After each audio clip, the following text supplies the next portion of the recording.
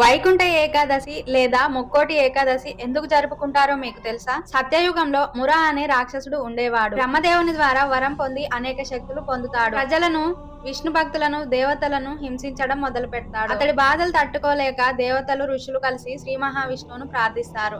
అప్పుడు శ్రీ మహావిష్ణువు వాళ్ళ బాధను చూసి మురతో యుద్ధం చేయడానికి సిద్ధమవుతాడు. యుద్ధం చేస్తాడు. ఈ యుద్ధం 1000 సంవత్సరాలు జరిగింది. ఈ యుద్ధంలో మహావిష్ణువు అలసిపోవటం జరిగింది. అలసట తీర్చుకునేందుకు విష్ణుమూర్తి గుహలో విశ్రాంతి తీసుకోవటం జరిగింది. విష్ణుమూర్తి విశ్రమించిన సమయంలో ఆయన్ని సంహరిద్దామని మురాసురుడు ప్రయత్నించగా విష్ణుమూర్తి శరీరం నుంచి మహా తేజస్సుతో కూడి ఉన్న యోగమాయ అనే కన్య ఉద్భవించింది. ఆ రాక్షసుని సంహరించింది.